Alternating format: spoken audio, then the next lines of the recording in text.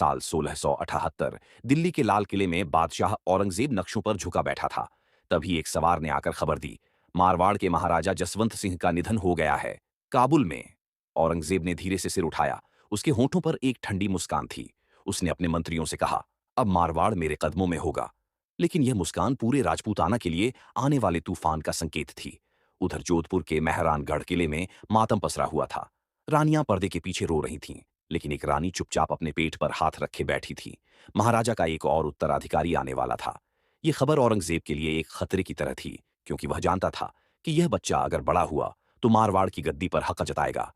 उसने तुरंत फरमान भेजा, जन्म होते ही बच्चे को दिल्ली लाया जाए, हम उसकी परवरिश करेंगे। यह फरमान सुनते ही महल के गलियारों में सन्नाटा फैल गया।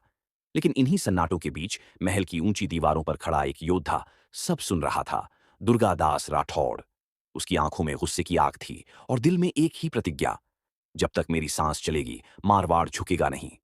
कुछ महीनों बाद रानी ने एक पुत्र को जन्म दिया, अजित सिंह। जैसे ही औरंगजेब के दूत महल के करीब पहुंचे, दुर्गादास ने अपनी योजना को अंजाम देना शुरू किया। एक काली ठंडी रात, महल के पीछे का दरवाजा धीरे से खुला। 4 घोड़े अंधेरे में तैयार खड़े थे। रानियां और शिशु को कंबलों में लपेटा गया। दुर्गादास ने इशारा किया और काफिला निकल पड़ा। लेकिन दूर से मशालों की रोशनी और तलवारों की चमक दिखी। मुगल सैनिक पीछा कर रहे थे।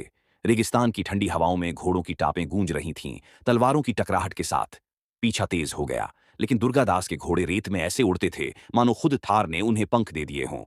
सुबह होते होते यह खबर दिल्ली पहुंची। औरंगजेब ने गुस्से में अपने दरबार को हिला दिया। दुर्गादास को जिंदा पकड़ो या उसकी लाश मेरे कदमों में लाओ। उसने मारवाड़ में हजारों सैनिक भेज दिए। लेकिन दुर्गादास कोई आम योद्धा नहीं था। वह जानता था कि रेगिस्तान की रेत सिर्फ उसका साथ देती है, किसी और का नहीं। उसने गुरिल्ला युद्ध की शुरुआत की। कभी रात में मुगल काफिले पर हमला, कभी किले पर धावा, तो कभी रेत के तूफान में दुश्मन को गायब कर देना।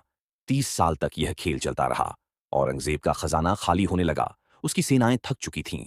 वह बड़बड़ाता, यह रेगिस्तान नहीं, यह दुर्गादास का किला है।